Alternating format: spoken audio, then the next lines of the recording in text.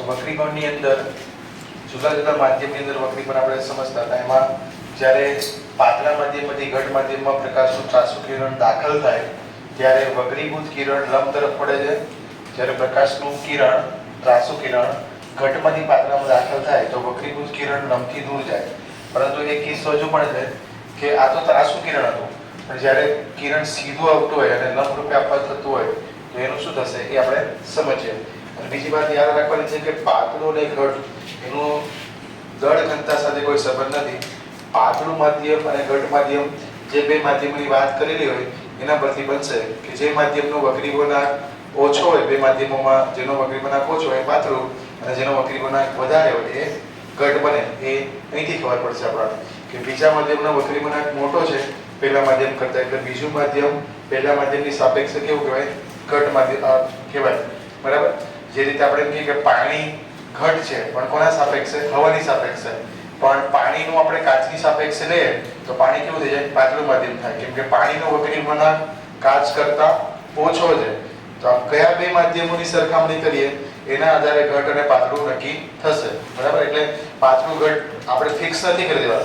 જ્યારે બે માધ્યમ લેવામાં આવે તો જે માધ્યમનો વક્રી ગુણાંક વધારે હોય એ માધ્યમનો આપણે ઘટ કહીશું અને એની સાપેક્ષે બીજું માધ્યમ હશે એ કેવું હશે?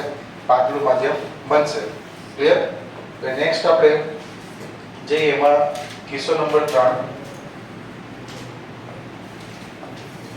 કિસ્સો નંબર 3 કે જ્યારે પ્રકાશનું કિરણ લંબ રૂપે દાખલ થાય, ધારો કે આ બે માધ્યમોની છૂટી પાડતી સપાટી છે, આ બીજું માધ્યમ છે, તો લખી દઈએ એમાં માધ્યમ નંબર 1 જેનો વક્રી ગુણાંક n2 છે, આ માધ્યમ નંબર 2 આનો વક્રી ગુણાંક n2 છે. તો આમાંથી નક્કી કેવી રીતે કરશો કે કયું માધ્યમ ઘટ છે કે પાતળું? તો આપણે જોવાનું કે વક્રી ગુણાંક કોનું વધારે છે. મેં અહીંયા લખ્યું છે n1 લેસ ધેન n2, એટલે કે બીજા માધ્યમનો વક્રી ગુણાંક વધારે છે પહેલા માધ્યમની સાપેક્ષે, એટલે બીજું માધ્યમ તમારું બનશે ઘટ અને પહેલું માધ્યમ બનશે પાતળું માધ્યમ. હવે પ્રકાશનું કિરણ આપણે ત્રાંસુ આપાત નથી કરવાનું, સીધું સીધું આપાત કરવાનું. જ્યારે પણ કોઈ પ્રકાશનું કિરણ એક માધ્યમમાંથી બીજા માધ્યમમાં દાખલ થાય લંબ રૂપે તો એનું વિચલન થતું નથી, એટલે કે વક્રીભવન થતું નથી. બરાબર? એક સિમ્પલ આ નોંધ લખી રાખવાનું. તો આપણે લખી દઈશું જ્યારે પ્રકાશનું કિરણ એક માધ્યમમાંથી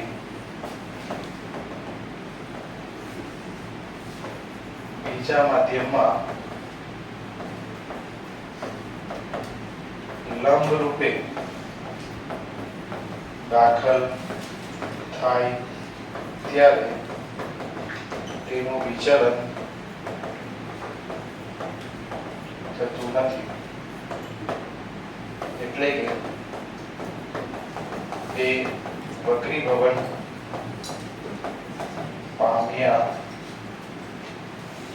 વગર આગળ વધશે. તો આપણે 3 કિસ્સા જોયા. કિસ્સો નંબર 1 ઘટમાંથી પાતળામાં, કિસ્સો નંબર 2 ઘટમાંથી પાતળું. પહેલો કિસ્સો તો પાતળામાંથી ઘટ. પાતળામાંથી ઘટમાં દાખલ થાય તો લંબથી દૂર, અને ઘટમાંથી પાતળામાં જતું હોય ત્યારે પાતળામાંથી ઘટ તરફ જાય તો લંબ તરફ પડે અને ઘટમાંથી પાતળામાં જાય તો લંબથી દૂર. આનું મુખ્યત્વે કારણ શું છે? એ તો આપણે સાબિતી કરી દીધી. એનું કારણ શું છે? તો જ્યારે પાતળામાંથી ઘટમાં દાખલ થાય ત્યારે વેગ ઘટે.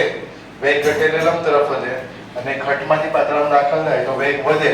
વેગ વધવાના કારણે એ લંબથી દૂર જશે. એને આપણે સાબિતી બતાવી. એક્ઝામમાં સાબિતી નથી આવતી, આપણે આગળની જે થિયરી કરશો એમાં આપણે આ લંબથી દૂર જશે કે લંબ તરફ વળશે એ બતાવવાનું છે. અને જ્યારે લંબ રૂપે દાખલ થશે લંબ રૂપે તો એનું વિચલન બતાવવાનું નથી, સીધું સીધું જશે. બરાબર? તો આપણે આગળની જે રેખાકૃતિ છે કિરણાકૃતિ એની અંદર આ બધી વસ્તુઓ આપણે લેવા પડશે. તો નોંધી દીધું.